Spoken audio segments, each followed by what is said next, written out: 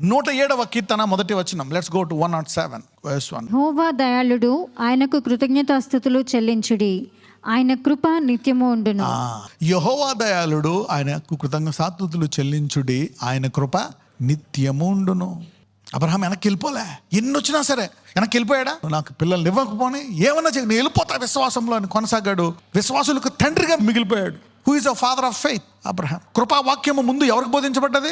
అబ్రహామునకు. గలతీలో ఉంటుంది, word of grace has been first given to Abraham. 6-7 చదవమ్మ. వారు కష్టకాలమందు యెహోవాకు మొరపెట్టిరి, ఆయన వారి ఆపదలలో నుండి వారిని విడిపించెను. విశ్వాసులు ఆయన వెంబడించేవారు. ఒక్కొక్కసారి చాలా కాలం నీకు తగ్గదు, ఒక్కొక్కసారి అందులోంచి ఏం మహిమ వస్తుందో నీకు తెలియదు. వారు కష్టకాలం ముందు యెహోవాకు మొరపెట్టిరి, ఆయన వారి ఆపదలో నుండి వారిని విడిపించెను. ఈ వాగ్దానం, ఈ వాక్యం విన్న వారందరికీ క్లెయిమ్ చేయుదురుగాక. You claim this promise because you are hearing now. I see many people hearing for a long time. కొంతమంది కొత్తగా వచ్చారు కానీ మేము జీవితాంతం వెంబడితో నిర్ణయించుకున్నారు. మీకు కూడా ఈ వాగ్దానం వర్తిస్తుంది. 20-30 సంవత్సరాలు కాదని ఆపత్కాలం మంది వచ్చారు. అప్పుడు 20-30 సంవత్సరాలు బహుగా సేవ చేసి అయిపోయిందని వచ్చారు. You see now the difference.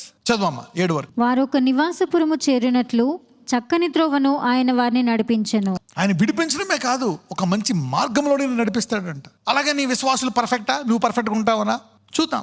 11 నుంచి చూద్దాం అదే అధ్యాయం ఫ్రమ్ వర్స్ 11. బాధ చేతను ఇనుప కట్ల చేతను బంధింపబడిన వారై చీకటిలోను మరణాంధకారములోను నివాసము చేయ వారి హృదయమును ఆయన ఆయాసము చేత కృంగజేసెను.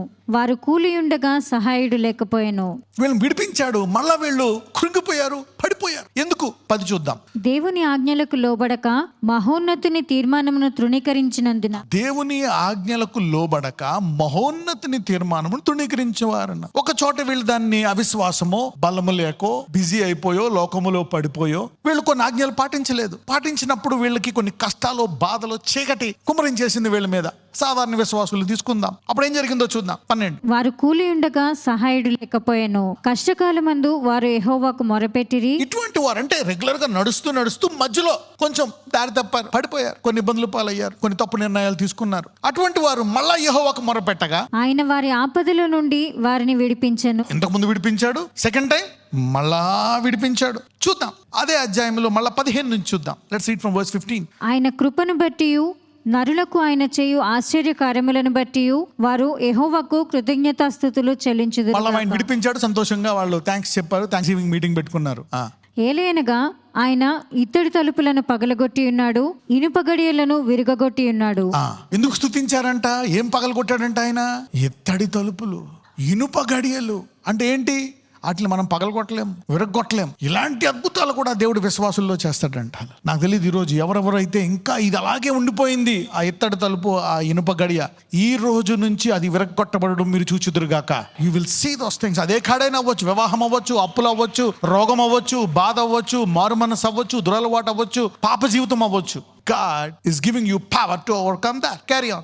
బుద్ధిహీనులు తమ దుష్ట ప్రవర్తన చేతను తమ దోషము చేతను బాధ తెచ్చుకొందురు. ఏం చేస్తారంట వీళ్ళు? కొంతమంది పెళ్లి పడిపోతారంట. ఆల్రెడీ మనం 3సారి చూస్తున్నాం. ఫస్ట్ టైం పడిపోయి ప్రార్థన చేయడం చూసాం, సెకండ్ టైం పడిపోయి మళ్ళా ప్రార్థన విడిపించాడు దేవుడు, మళ్ళా 3వసారి బుద్ధిహీనులు తమ దుష్ట ప్రవర్తన చేత తమ దోషము చేత మళ్ళా బాధ తెచ్చుకుంటారంట. అలాగని బాధింపడు వారందరికీ ఒకటే బాధ. దీన్ని జనరలైజ్ చేయకూడదు. ఏదో బుద్ధిహీనత పనిచేసాడు, ఏదో ఎక్కడో పడిపోయాడు, అందుకే ఇలా జరిగింది అని. బైబిల్ ఇంకో మాట ఉంటుంది, నీతిమంతులకు కలుగు బాధలు అనేకము. శిష్యులతో చెప్తాడు, మిమ్మల్ని చంపాలని చూస్తారు, పట్టుకోవాలని చూస్తారు. సో ఒక వచనాన్ని తీసుకొని జనరలైజ్ చేయగలమా? ఇది అందరికీ వర్తిస్తుందని చెప్పగలమా? చెప్పండి. అటు పేతురుకి మొత్తం సంఘం అంతా ప్రార్థన చేస్తే అప్పుడు బతికాడు, ఇప్పుడు బతకలేదంటే ఇప్పుడు దేవుడు పేతురు పాపం చేశాడా? ఇప్పుడు అపోస్తులందరూ కలిపి ఒక టైంలో పౌల్ని రాళ్లతో కొట్టి చంపేశారు, అతను బయట పడేసాడు, చచ్చిపోయాడు అనుకుని బయట. అపోస్తులందరూ చుట్టూ కూడి ప్రార్థిస్తారు. ఏమవుతాడు పేతురు? లెగిసిపోతాడు పేతురు. ఒకసారి పాము కాటేస్తుంది పౌల్కి. అప్పుడు ఆ దీవాళ్ళు ఏమనుకున్నారంట, అప్పుడు దాకా ఆ పాము కాటు వేసినాడు ఒక్కడు కూడా బతకలే, ఏదో పాపం చేసి వచ్చాడు. అందుకే వచ్చిన వాళ్ళందరూ ఎవరు? ఆ ఓడలో ఖైదీలు. వాళ్ళలో పౌలు ఉన్నాడు. వాళ్ళు ఏమనుకున్నారు? ఇతను కూడా వాళ్ళు ఒకడే. వీళ్ళందరికంటే ఇతను ఎవరు అనుకున్నారు? ఘోరపాపి ఈ పౌలు. అందుకే ఇతన్ని కాటేసిన, ఇతను బతకడు అనుకుని అతను ఏం చేశాడంట? దులుపుకొని మళ్ళీ చెల్లి కాచుకుంటున్నాడంట. అంటే ఇతనిలో ఒక ప్రామిస్ ఉంది. ఏముంది? పౌలా, నువ్వు ఇక్కడి నుంచి ఇంతకు ముందు కూడా ఒక ప్రామిస్ ఉంది. నువ్వు జెరూసలేం వెళ్తున్నావు, ఒక ప్రాఫెట్ ప్రొఫెసైజ్ చేస్తాడు పౌల్ మీద, నువ్వు అక్కడికి వెళ్తే నిన్ను కట్టేస్తారు, నువ్వు తిరిగి మళ్ళీ రాకపోవచ్చు, మాకు దొరకపోవచ్చు, నువ్వు అయిపోవచ్చు, నువ్వు చనిపోవచ్చు, నీకు ఇబ్బందులు రావచ్చు. కానీ అందరు ప్రవక్తలకి, బోధకులకి, సేవకులకి వచ్చే ఇబ్బందులు వేరు, పౌలుకి వచ్చిన ఇబ్బందులు వేరు. ఎందుకు? పౌలుకి ఇబ్బంది వస్తుందని పరిశుద్ధాత్మ ఎప్పుడు చెప్తా ఉంటాడంట. అపోస్తుల కార్యములు 20:23. బంధకములను శ్రమలను నా కొరకు కాచుకుని ఉన్నవని పరిశుద్ధాత్మ ప్రతి పట్టణములోనూ నాకు సాక్ష్యం ఇచ్చుచున్నాడని నాకు తెలియదు. నాకు తెలుసు. అగాబస్ అనే ఆయన అతను చెప్పడం ఎలా చెప్పాడో తెలుసా? తనకు తాను ముందు తన కాళ్ళు చేతులు కట్టేసుకుంటాడు. కట్టేసుకుని అప్పుడు చెప్తాడు, పౌలా నిన్ను ఇలా బంధిద్దాం అనుకుంటున్నారు యెరూషలేము వెళ్ళక. అప్పుడు అందరూ ప్రార్థిస్తారు, వద్దంటారు, ఆపుదామని చూస్తారు, చాలా బాధపడిపోతారు. కానీ పౌలుకి ముందే చెప్పేశాడా లేదా? చెప్పేశాడు. మళ్ళీ యెరూషలేము వెళ్ళినప్పుడు దేవుడు చెప్తాడు పౌలుకి, పౌలా నువ్వు ఇక్కడ సాక్ష్యం చెప్పావు ఎవరికి భయపడకుండా, ఇదే మళ్ళా నువ్వు రోమ్లో కూడా చెప్తావు. ఈ రోమ్లో చెప్తున్నప్పుడు మధ్యలో యాత్రలో ఈ ఓడెక్కుతాడు. ఈ ఓడలో 14 రోజులు సూర్యుడు కనపడ్డు, దూత కనపడి చెప్తాడు, నీతో పాటు ఈ 260 మందిని కూడా ఆత్మలు నువ్వు నెగ్గుతావు అంటాడు. వాడ ఇరిగిపోతుంది, అతనితో పాటు అందరూ ఒడ్డుకొస్తారు, సామానం పోతుంది, కానీ ఒక్క ఆత్మ కూడా పోదు. అతనికి తెలుసు ఇప్పుడు ఎక్కడికి వెళ్ళాలి నేను, మళ్ళా ఆ రోమీ దేశానికి వెళ్ళి అక్కడ కూడా సాక్ష్యం ఇవ్వాలంట. అందుకే ఈ దేవుడు అందరి దేవుడు, విశ్వాసుల దేవుడు, కానీ నీ దేవుడు నీకు వేరు. ఆయన కనికరమ గలవాడు, ఎవరితో అలా డీల్ చేస్తాడు. అందుకే don't make a decision quickly.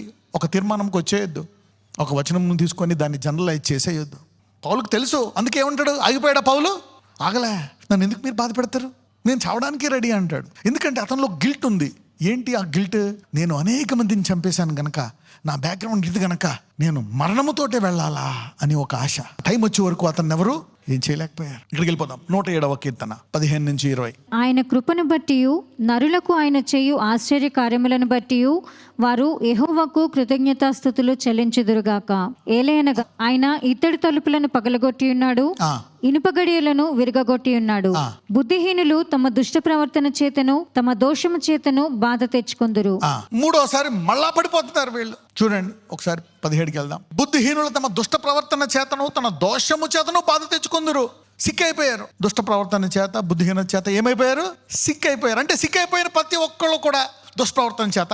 పౌలు ఒక భక్తుడు గురించి చెప్తాడు, ఎపఫ్రోదితు, అది ఆ పేరు. అతను ఎందుకు సిక్కయ్యాడో మీకు చూద్దాం. అందుకే సిక్కయ్యాడంటే ఈడేదో చేశాడు అనుకుంటారు అందరూ, నెగిటివ్ చూస్తాడు అందరూ కూడా. అతని గురించి చెప్తాడు, అతని గురించి నేను ప్రార్థించాను, అతను చనిపోతాడు అనుకున్నాను, కానీ దేవుడు కృప చూపించాడని పౌలు అతని గురించి చెప్తాడు. చదవం ఫిలిప్పీయులు 2:25. మరియు నా సహోదరుడును జత పనివాడును. ఎవరంట ఈ వ్యక్తి? సహోదరుడు, జత పనివాడు, ఆ తోటి యోధుడు, మీ దూతయు. చూడండి, ఆ అవసరము కొరకు ఉపరిచించు. అంటే ఎన్నిసార్లు పొగుడుతున్నాడు ఇతన్ని? 5 సార్లు పొగడటం. He gave him 5 good titles. మీ వద్దకు పంపుడు అగత్యమని అనుకుంటుని. చదవాలా? అతడు రోగి అయినని మీరు వింటిరి. అతడు రోగి ఆయనని మీరు వింటిరి. అక్కడ 107లో చూస్తే వాళ్ళు ఎందుకు రోగి అయ్యారు? బుద్ధిహీనత చేత వాక్యం ఆచరించక రోగి అయ్యారు. ఇక్కడ ఈ సహోదరుడు పౌలుకి ఇంత ప్రాముఖ్యము కలిగి ప్రేమించినటువంటి వ్యక్తి ఎందుకు అయ్యాడు చూద్దాం. అతడు రోగి అయినని మీరు వింటిరి కనుక అతడు మిమ్మునందరినీ చూడ మిగుల అపేక్ష గలవాడే విచారపడుచుండెను. నిజముగా అతడు రోగి అయి చావునకు సిద్ధమై ఉండెను. ఆగండి, ఏ స్టేజ్కి వెళ్ళిపోయాడంట? నిజముగా అతడు రోగి అయి చావునకు సిద్ధమైన. ఆగండి, ఇది ఎవరు రాస్తున్నారు ఈ పత్రిక? పౌలు. ఒకప్పుడు పౌలు తన బట్టను వేరే వాళ్ళు పట్టుకుంటే స్వస్థపరిచారా లేదా? చనిపోయిన వ్యక్తిని పౌలు లేపాడా లేదా? ఎవరా వ్యక్తి? మెసేజ్ ఎక్కువసేపు చెప్తుంటే ఏమైపోయాడు? పైనుంచి పడిపోయాడు. రైట్. నిజముగా అతడు రోగి అయి చావునకు సిద్ధమై ఉండెను, కానీ దేవుడు అతనిని కనికరించాడు. అంటే పౌలు ప్రార్థించాడు, అన్ని చేశాడు. ఇతను స్వస్థపరచగలిగాడా పౌలు? ఇతని కొరకు ఎన్నిసార్లు ప్రార్థించుంటాడు? ముమ్మారా? ఎక్కువ సార్లా? He has been praying but not getting healed. చచ్చిపోతాడు అనుకున్నాడు పౌలు. He will die. ఇతనికి చాలా కావాల్సిన వాడు. అతడు రోగి అయి చావునకు సిద్ధమై ఉండెను, గాని దేవుడు అతనిని కనికరించాను. అతని మాత్రమే కాక నాకు దుఃఖము మీద దుఃఖము కలుగుకుంటకై నన్నును కనికరించాను. ఆల్రెడీ ఇలా ఎవరో చనిపోయి ఉంటారు, కానీ ఇతను కూడా చనిపోతే ఇంకా దుఃఖం వచ్చేస్తుందేమో అనే ఉద్దేశంతో దేవుడు పౌలుని ఏం చేశాడంట? అతను కూడా భయంగానే ప్రార్థించాడు. We don't know, we pray but God does the miracles. కొంతమంది అనుకుంటారు సడన్ గా అతను జరిగింది. సడన్ గా ఏం కాదు. వాళ్ళు ఎంతో కాలం నుంచి ప్రార్థిస్తున్నారు, వాళ్ళ టైం వచ్చింది, వాళ్ళని విడిపించాడు దేవుడు. నజరేయుడైన యేసయ్య, ఇదిగో ప్రభువా, మరి ప్రత్యేకముగా సంఘములో అందరూ ఆత్మలో ఎదిగి వారు బట్టలు తెల్లగా ఉతుక్కొని పరిశుద్ధముగా జీవించే కృప వారికి దయచేయమని ప్రార్థిస్తున్నారు. Let them be more holy, more righteous. ఇంకా వారికి ఉండేటువంటి బలహీనతలను పక్కన పెట్టి పవిత్రముగా పరిశుద్ధంగా నీ వధువులే ఉండి ఆత్మ విషయమైన ఫలాలు, ఆత్మ విషయమైన వరాలు అడగండి. God give me the gifts of spirit. ఈ భయాలు నాకున్నాయి నాయన, ఈ భయాల నుంచి, పిల్లల విషయమై భయం, పెద్దోళ్ళ విషయమై భయం, చిన్నోళ్ళ విషయమై ఈ భయాల నుండి నన్ను దూరము చేయి నాయన. Put me away from these fears lord. Bless my generations. నజరేయుడైన యేసు నామమున ప్రార్థిస్తున్నాము తండ్రి, ఆమేన్.